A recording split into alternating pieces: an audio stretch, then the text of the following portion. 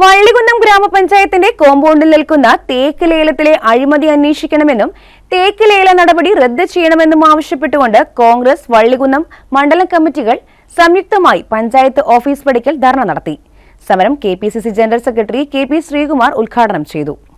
Panchayat office പരിസരത്ത് നിൽക്കുന്ന തേക്കുമരങ്ങൾ ലേലം ചെയ്തതിലെ അഴിമതി അന്വേഷിക്കുക, ലേല നടപടി റദ്ദാക്കുക തുടങ്ങിയ ആവശ്യങ്ങൾ ഉന്നയിച്ചായിരുന്നു കോൺഗ്രസ് വള്ളികുന്നം മണ്ഡലം കമ്മിറ്റികളുടെ നേതൃത്വത്തിൽ പ്രതിഷേധ ധർണ നടത്തിയത്. ധർണ KPCC general secretary K P. Sreekumar ഉദ്ഘാടനം ചെയ്തു. ഒരു കാരണവശാലും ലേലം ചെയ്താൽ ലേലം ഉറപ്പിക്കാൻ കഴിയില്ല.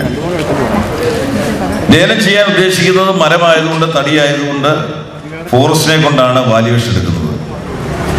അപ്പോൾ 2014 പഞ്ചായത്ത് ഭരണസഭയുടെ ആവശ്യപ്രകാരം ഫോറസ്റ്റ് വാല്യുവേഷൻ എടുത്തു. ആ വാല്യുവേഷനിൽ വന്ന തുക 40,000 രൂപയാണ് ഈ 8 മരങ്ങൾക്കായി. പക്ഷേ നമ്മൾ പരമാവധി പ്രചരണം കൊടുത്തു, ലേലം നടത്തി.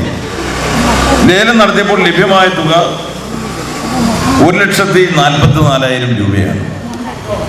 അതായത് വാല്യുവേഷൻ തുകയേക്കാൾ 3 ഇരട്ടിയിലധികം. 40,000 രൂപയായിരുന്നു ഫോറസ്റ്റ് പറഞ്ഞ വാല്യുവേഷൻ തുകയെങ്കിൽ 1,44,000 രൂപയ്ക്കാണ് അന്നത്തെ ഭരണസമിതി ലേലം ഉറപ്പിച്ചത്.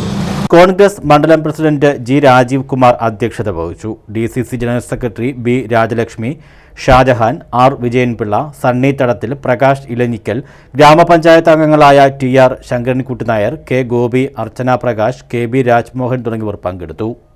News bureau, Karunagappally.